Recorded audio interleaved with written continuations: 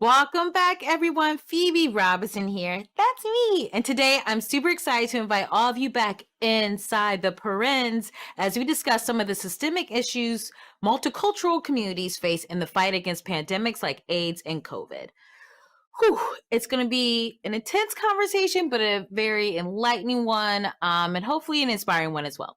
So, here at Red, we understand emergencies like AIDS and COVID flourish in communities where poverty and discrimination based on race, gender, and sexual orientation thrive. And today we are sounding the alarm on the injustices of global health.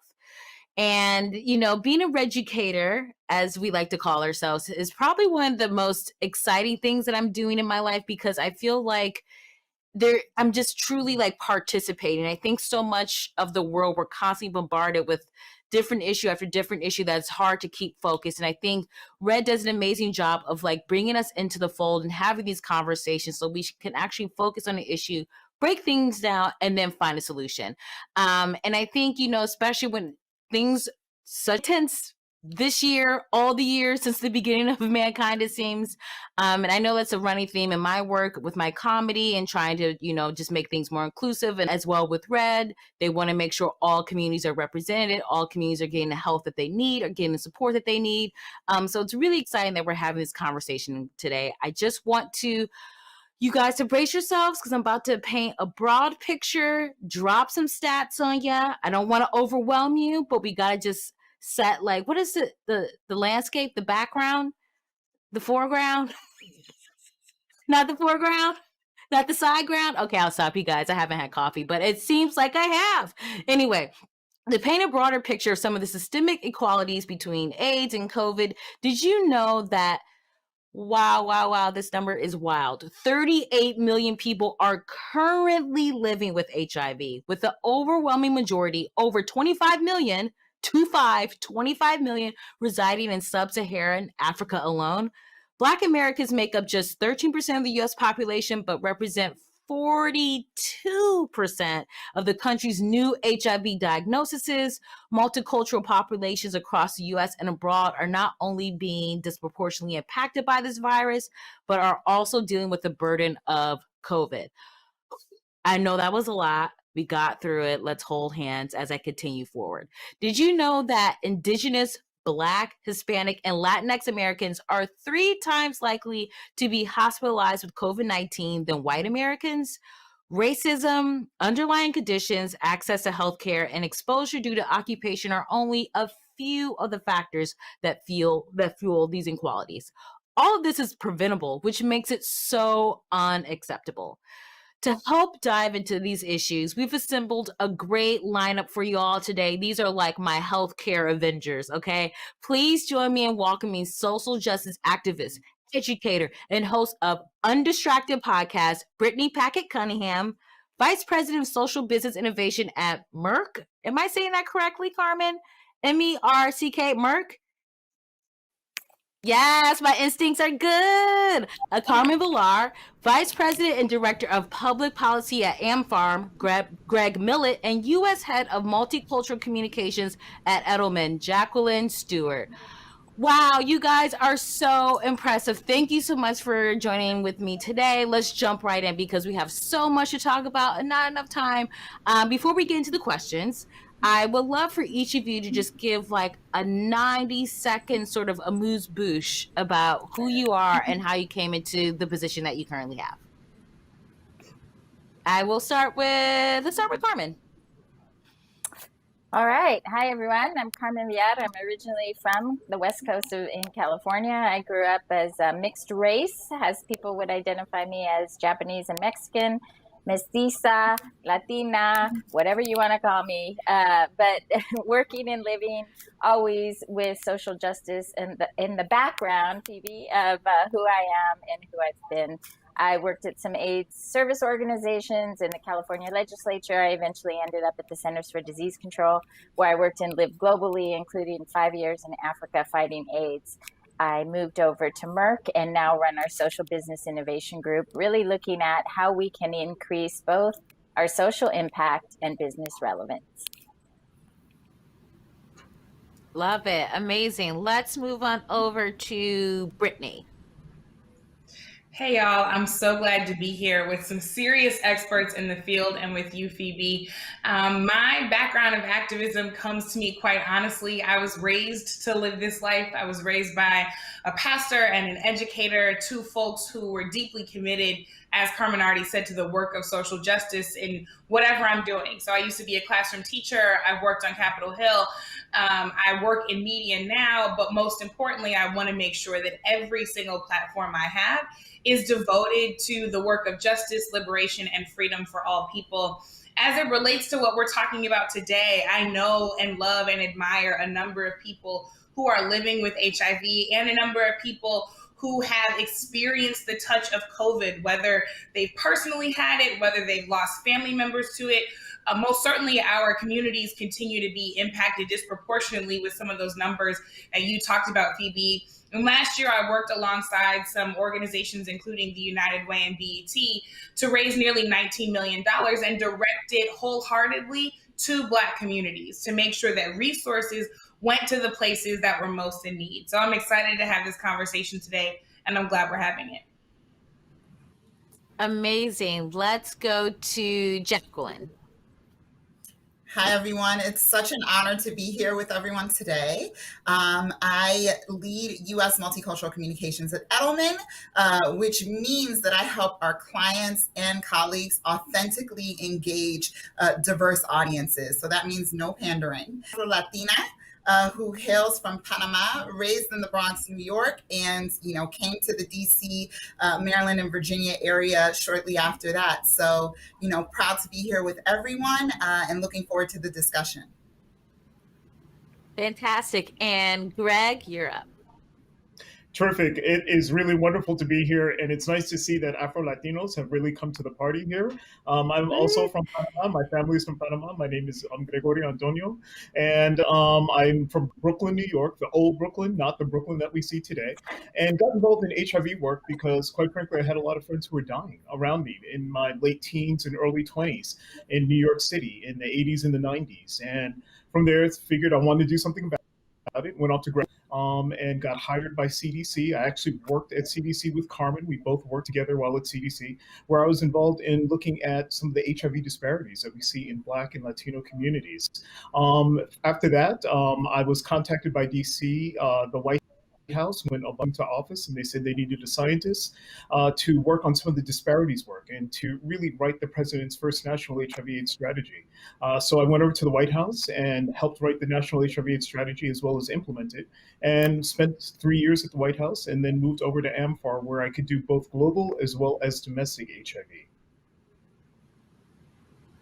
Wow, all of you are so accomplished. Like, I just need a second to process the glory that I am sitting in. This is going to be a really good conversation. So I want the first question to be open to the group to start. And let's go.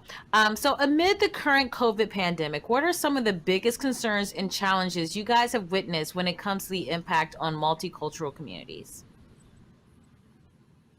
I think particularly when it comes to COVID,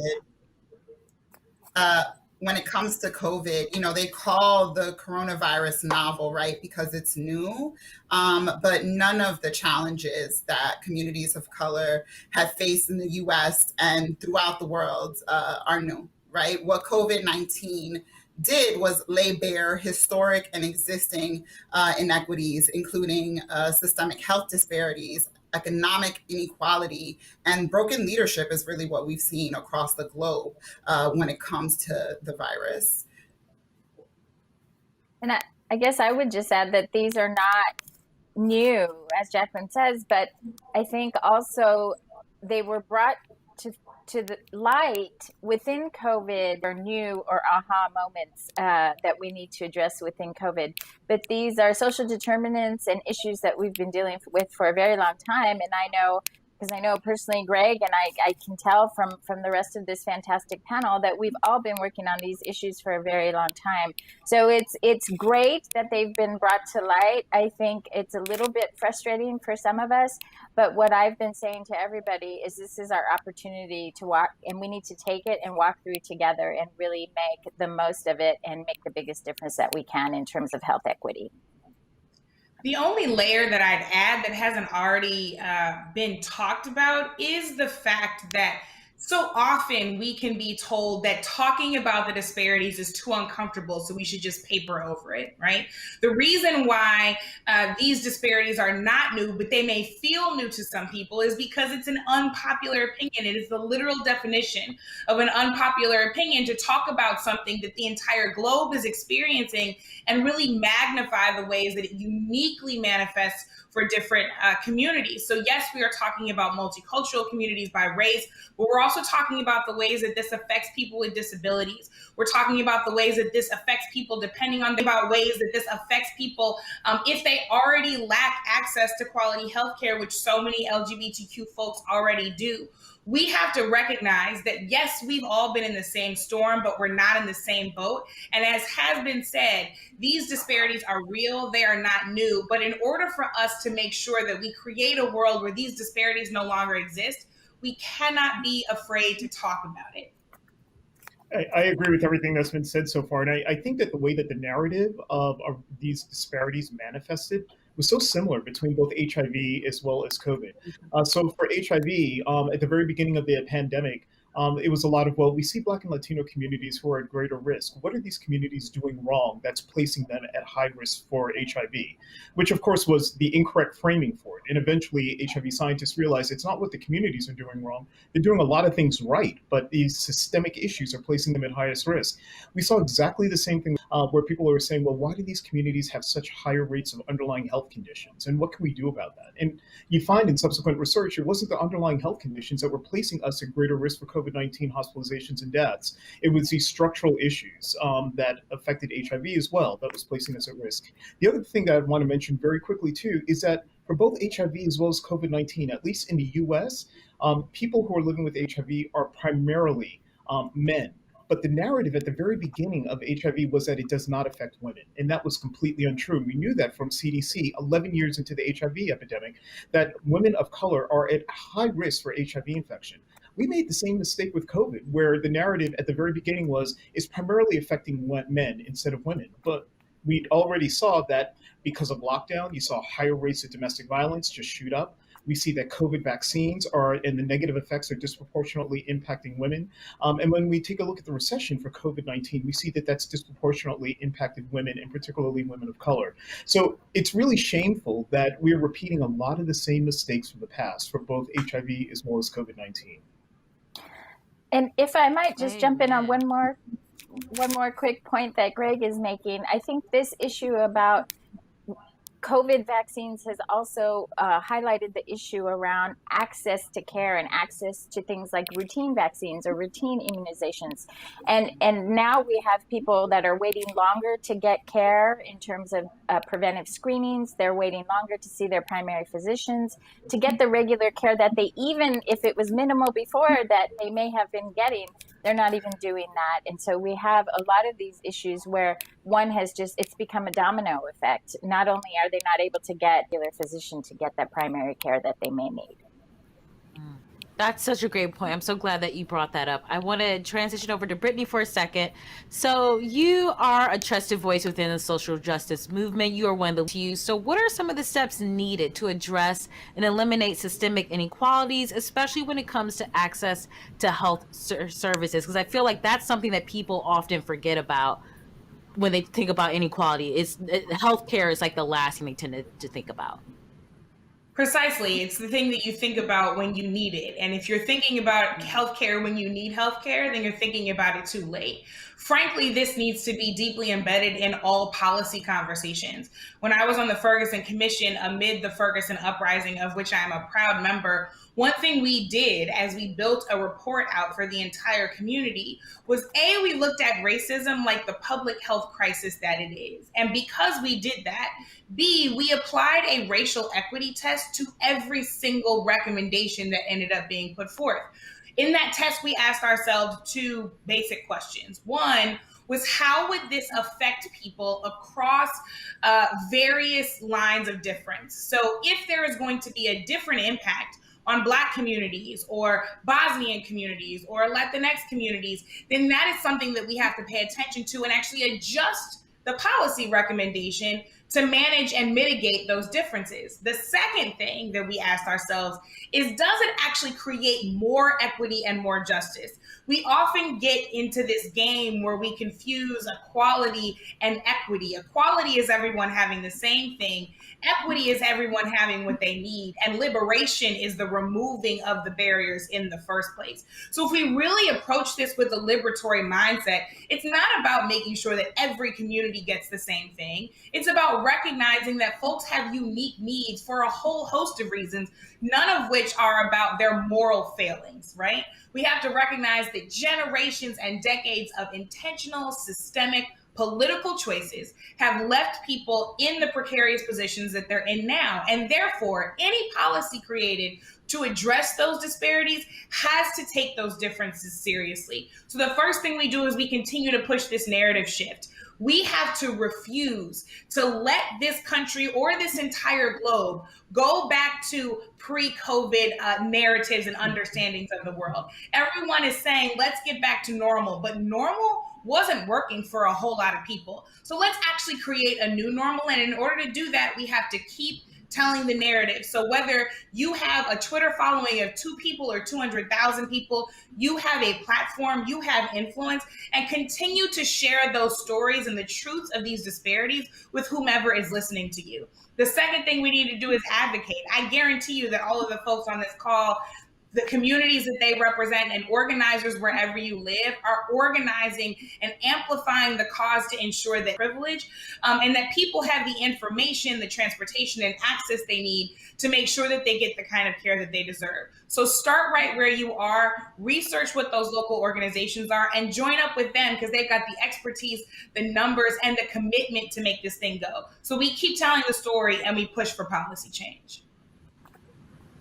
I mean, if that's not a mic drop, I don't know what is. That was great. I want to go over to you, Carmen. So first of all, shout out to Merck for being an incredible Red supporter, helping Red bring to life campaigns like Summer Rediscovered. As a global leader in the AIDS fight, can you speak about some of the systemic health issues you witness in Africa and how they mirror what's currently going on with COVID within multicultural communities globally? Sure, happy to. First, let me say that what I saw in Africa and what we've seen in sub-Saharan Africa in particular from the early 2000s to now are not that dissimilar from what we've seen in some of our communities here. We don't talk about as much because we've been told not to, or we've been taught not to. And I think that's a very important point to make. The similarities are astounding because a lot of them are about the healthcare system. There is not access to a system where people can get cheap, affordable, regular health care. As we were just told, healthcare is a basic right, and that's what people should have. And when I was in Zambia and when I was in Nigeria both, what we saw was people literally dying from AIDS, coming to clinics that were miles and miles away without any access to transportation, sometimes being rolled up to the front door of a clinic, emaciated and just sick, in wheelbarrows. Their family members or friends would have to bring them to the clinics.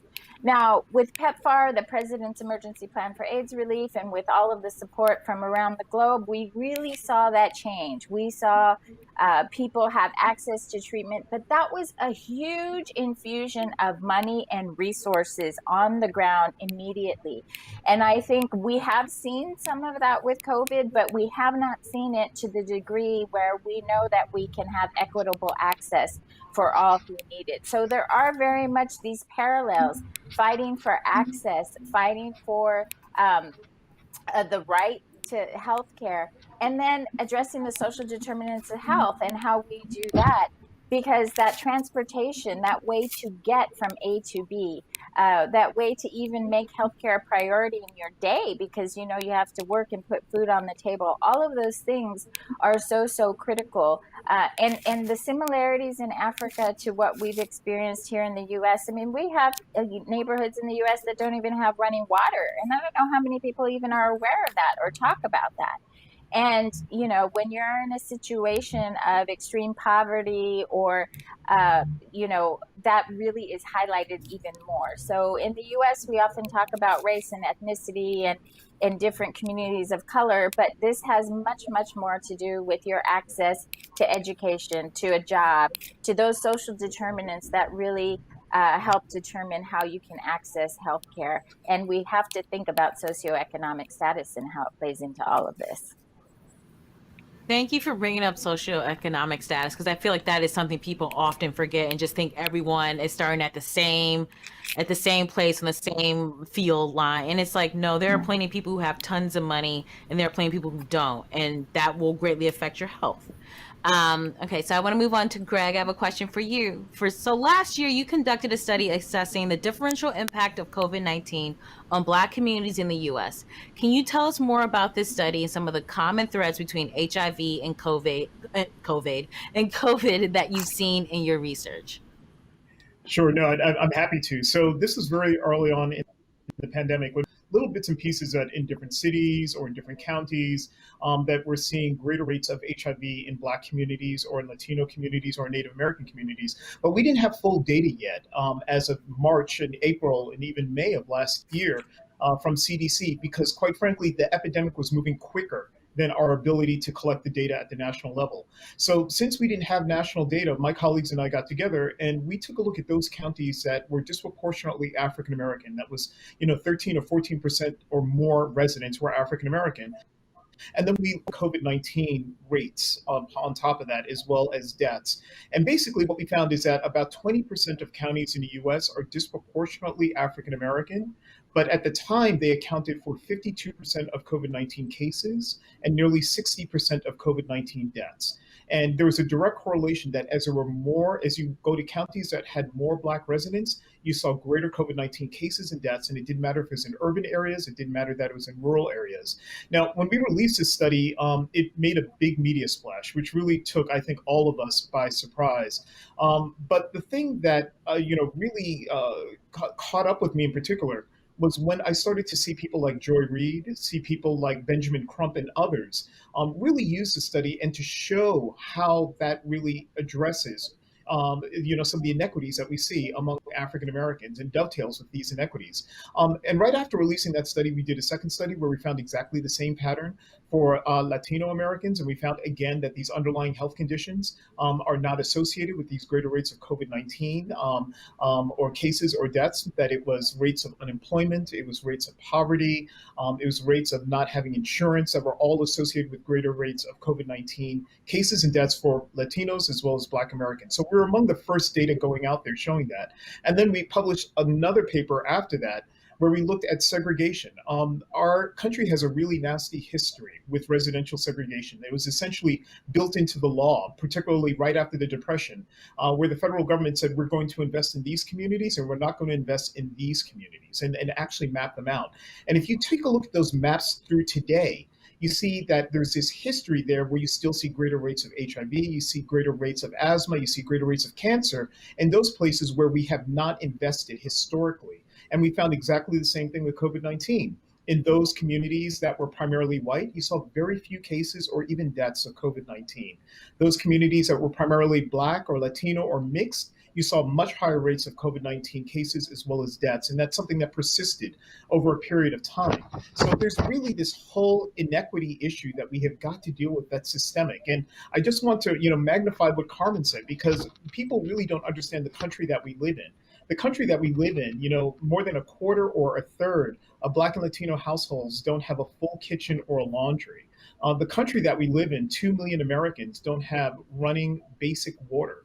The country that we live in, as many as 30% of US households have trouble paying their energy bills. Now, when we talk about that, and we talk about the fact that we're moving towards this internet-based system for providing care and telemedicine, well, how are you going to do that if you don't have access to internet? How are your children going to learn remotely if they don't have access to internet? So it's really amazing that, COVID, for some reason, has really brought to the fore many of these disparities that we've seen and we've known for quite some years, but for some reason has made it much more intractable and an issue that is clearer in Americans' minds. And we just have our responsibility to make sure that we have policy change that follows this.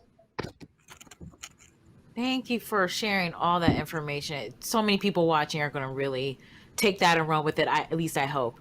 So Jackeline, I'm going to move on to you. As someone who is dedicated to creating and disseminating transformative narratives to advance multicultural communities, can you tell us a little bit about some of the guidance you provided corporations when it comes to addressing the impact of COVID on Black and Brown communities? You know, what's really interesting is that from our research, from Edelman's research, what we found is that more than government, more than NGOs, business is really expected to take the lead on issues like COVID, on issues like racial injustice. And so there's really an opportunity here for business to take the facts that were just shared and run with it, right? So first, what we've been telling folks and advising folks is to, of course, acknowledge these disparities. Be real about the causes behind them as well, right? There's no way that you can now talk about this pandemic, about these issues, as if it affects every single group equally. That's just not true. So be honest about that. Second is to be of service, right? Partner with organizations like Taraji P. Henson's Boris Lawrence Henson Foundation to really impact specific communities. So make sure that you are leveraging partnerships so that you can authentically be in communities and leverage voices that already exist in these spaces, right? You don't have to be the voice that's at the forefront. You can support existing voices. And then third, also start from the inside out, right? You have to take care of home. How are you treating folks within your organization? Because if you are going out there and talking about these disparities and talking about how they're unacceptable, but folks can go back and look at your leadership team and look at your employees and see how you've treated them, they're not going to believe you. They're not going to buy it. So you really have to start at home. I love that. And so I want to open this back up to the group. As people of color, how has COVID reshaped you personally and professionally?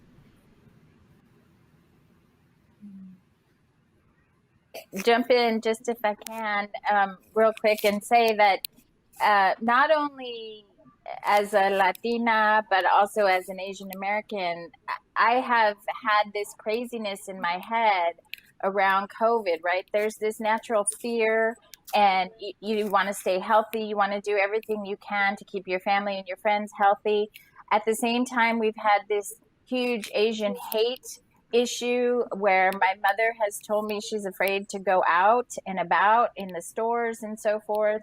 And it is this, we've had George Floyd and Black Lives Matter, and just this immense, almost ethereal experience of all of this happening in one ecosystem. And so it's really easy to see how some people are in denial because it's so much, and so much has happened in the last year and a half. However, I think it also has made me a stronger leader professionally. It's allowed me to bring my true voice to the table, to the meeting room.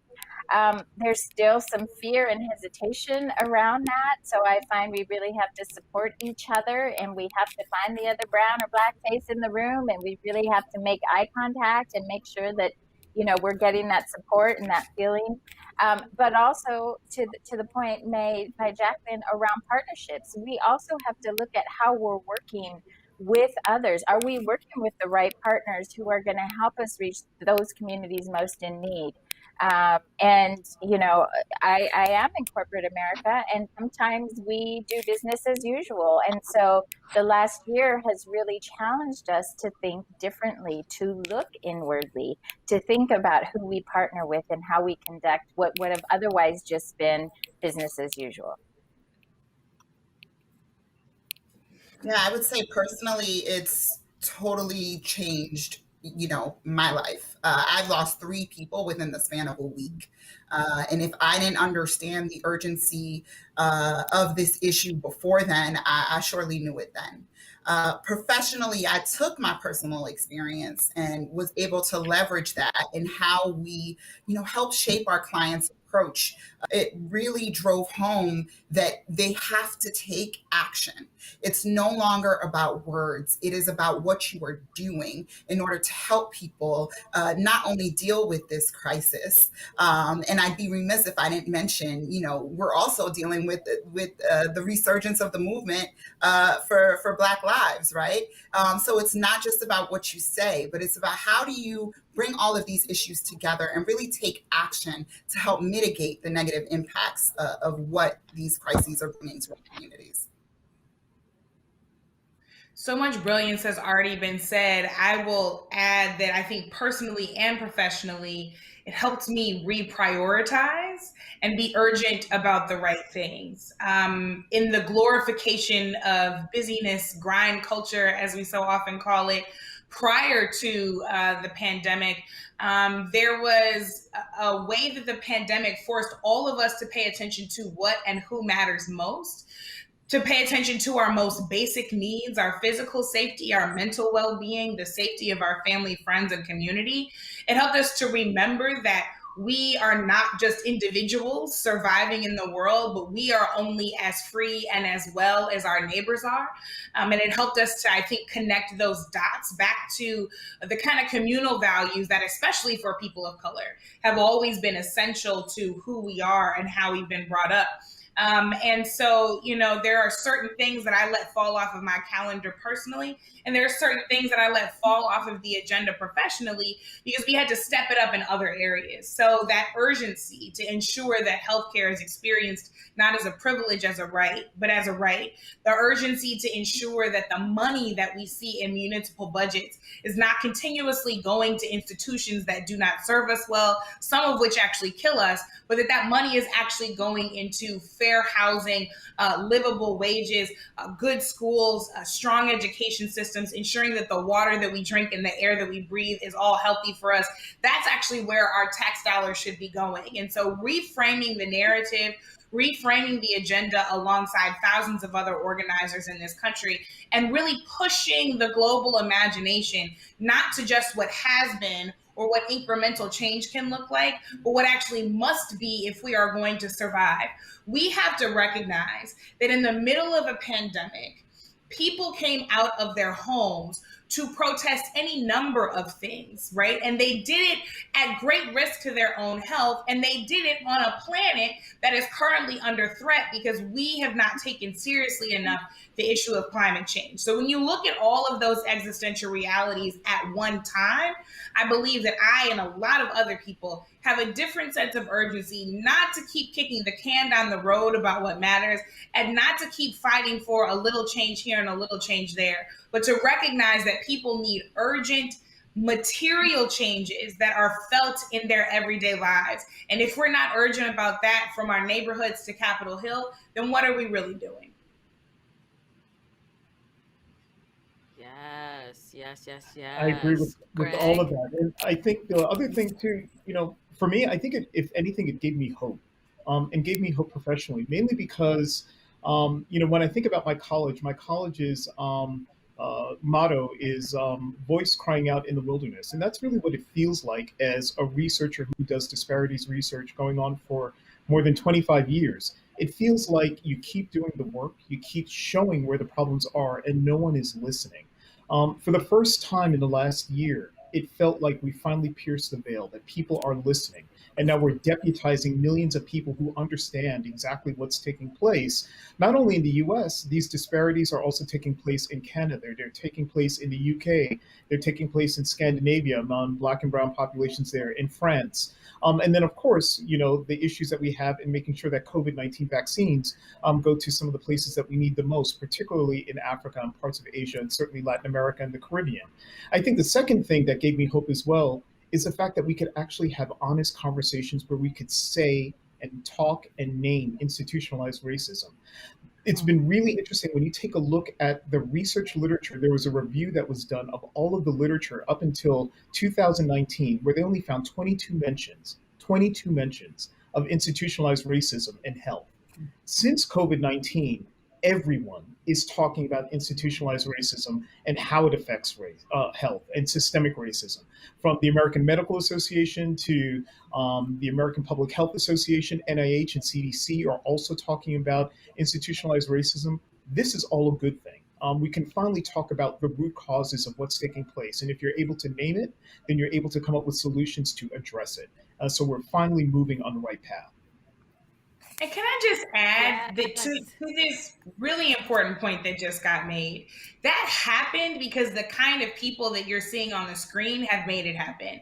That happened because people of color and folks not born in America and folks from low-income backgrounds fought their way into industries that wanted to ignore us and made sure that our voices were heard. Because I remember being on the news one night before things really kind of exploded with COVID, and we were starting to get a sense of it.